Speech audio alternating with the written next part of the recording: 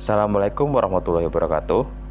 Kami dari kelompok 4 ingin memaparkan materi mengenai etika dan keamanan informasi dengan kelompok yang beranggotakan saya Muhammad Rahman Abdillah. Saya Putri Pramudita Octavio. Materi pertama, etika dalam sistem keamanan, akan disampaikan oleh Saudari Dita. Kepada Saudari Dita disilahkan. Etika dalam sistem keamanan. Masalah etika juga mendapat perhatian dalam pengembangan dan pemakaian sistem informasi. Masalah ini diidentifikasikan oleh Richard Mason pada tahun 1986 yang mencakup 1. Privasi, 2. Akurasi, 3. Properti, dan 4. Akses. Privasi. Privasi menyangkut hak individu untuk mempertahankan informasi pribadi dari pengaksesan orang lain yang memang tidak diberi izin untuk melakukannya. Contoh kasusnya yaitu manajer pemasaran mengamati email bawahannya.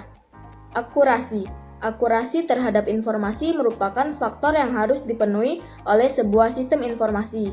Ketidakakurasian informasi dapat menimbulkan hak yang mengganggu, merugikan, atau bahkan membahayakan. Contoh kasusnya yaitu akibat kesalahan penghapusan nomor keamanan sosial yang dialami oleh Adnan Resmeller. Akibatnya kartu asuransinya tidak bisa digunakan dan bahkan pemerintah menarik kembali cek pensiun sebesar $672 dari rekening banknya. Selanjutnya, properti. Pelindungan terhadap hak properti yang sedang digalakkan saat ini yaitu dikenal dengan sebutan haki atau hak atas kekayaan intelektual. Haki sendiri dapat diatur menjadi 3 mekanisme, yaitu yang pertama hak cipta atau copyright, yang kedua paten, dan yang ketiga rahasia perdagangan atau trade secret. Kemudian ada akses. Fokus dari masalah akses adalah pada penyediaan akses untuk semua kalangan. Teknologi informasi malah tidak menjadi halangan dalam melakukan pengaksesan terhadap informasi bagi kelompok orang tertentu, tetapi justru untuk mendukung pengaksesan untuk semua pihak. Berikut penjelasan mengenai haki sendiri dapat diatur menjadi 3 mekanisme, yaitu hak cipta atau copyright. Hak cipta adalah hak yang dijamin oleh kekuatan hukum yang melarang penduplikasian kekayaan intelektual tanpa seizin pemegangnya. Hak seperti ini mudah didapat dan diberikan kepada pemegangnya selama masih hidup penciptanya ditambah 70 tahun. Selanjutnya ada paten. Paten merupakan bentuk perlindungan terhadap kekayaan intelektual yang paling sulit didapat karena hanya akan diberikan pada penemuan-penemuan inovatif dan sangat berguna. Hukum paten sendiri memberikan perlindungan selama 20 tahun. Dan yang terakhir, rahasia perdagangan atau trade secret. Hukum rahasia perdagangan melindungi kekayaan intelektual melalui lisensi atau kontrak. Pada lisensi perangkat lunak, seseorang yang menandatangani kontrak menyetujui untuk tidak menyalin perangkat lunak tersebut untuk diserahkan pada orang lain atau dijual kembali. Kemudian masuk ke dalam materi keamanan dalam sistem keamanan. Keamanan merupakan faktor penting yang perlu diperhatikan dalam pengoperasian sistem informasi, yang dimaksud untuk mencegah ancaman terhadap sistem serta untuk mendeteksi dan memantulkan akibat kerusakan sistem. Tujuannya adalah untuk mencegah ancaman terhadap sistem serta untuk mendeteksi dan membentuk akibat segala kerusakan sistem. Baiklah, di sini saya akan melanjutkan pembahasan tentang etika dan keamanan sistem informasi mengenai keamanan dalam sistem informasi. Secara garis besar, ancaman terhadap sistem informasi dapat dibagi menjadi 2 macam, yaitu ancaman aktif yang mencakup kecurangan dan kejahatan terhadap komputer, dan ancaman pasif yang mencakup kegagalan sistem, kesalahan manusia, dan bencana alam. Berikut adalah macam-macam dari ancaman beserta contohnya. Yang pertama adalah bencana alam dan politik. Ada gempa bumi, banjir, kebakaran, dan perang. Kemudian ada kesalahan manusia, contohnya adalah kesalahan dalam memasukkan data, penghapusan data, serta kesalahan operator. Yang ketiga ada kegagalan perangkat lunak dan perangkat keras. Contohnya ada gangguan listrik, kegagalan peralatan, serta kegagalan fungsi perangkat lunak.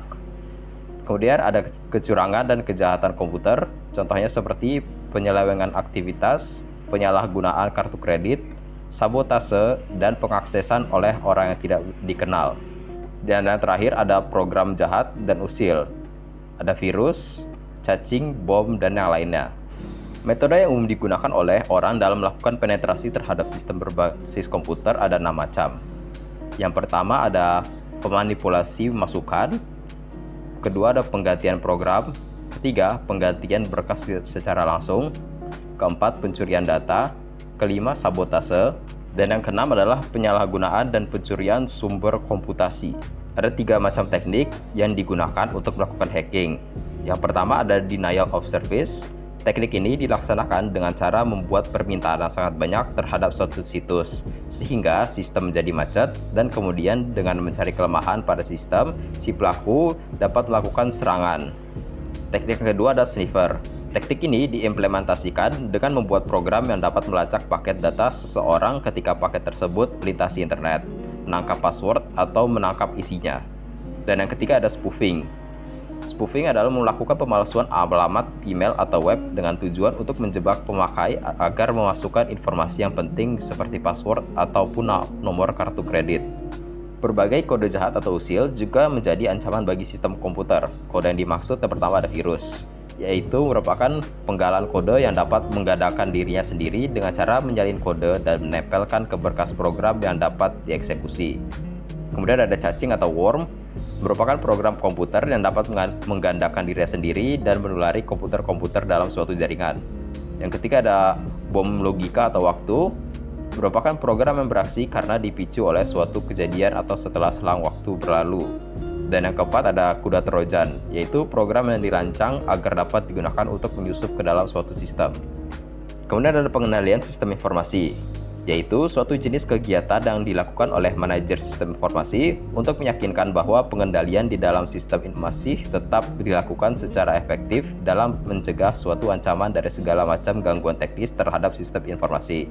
Untuk menjaga keamanan sistem informasi, diperlukan pengendalian terhadap sistem informasi kontrol yang mencakup kontrol administratif, kontrol pengembangan dan pemeliharaan sistem, kontrol operasi, proteksi terhadap pusat data secara fisik, kontrol perangkat keras, kontrol terhadap akses komputer, kontrol terhadap akses informasi, kontrol terhadap perlindungan terakhir, dan kontrol aplikasi.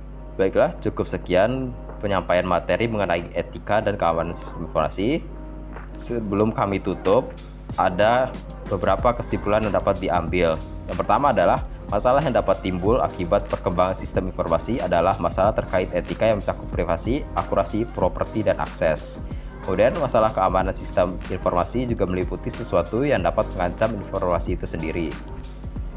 Maka dari itu diperlukan pengendalian dan kontrol terhadap sistem informasi yang dapat mengurangi dampak dari masalah etika dan keamanan sistem informasi. Baiklah, cukup sampai di sini penjabaran materi tentang etika dan keamanan sistem informasi. Semoga bermanfaat. Wabillahi taufiq wal hidayah. Wassalamualaikum warahmatullahi wabarakatuh.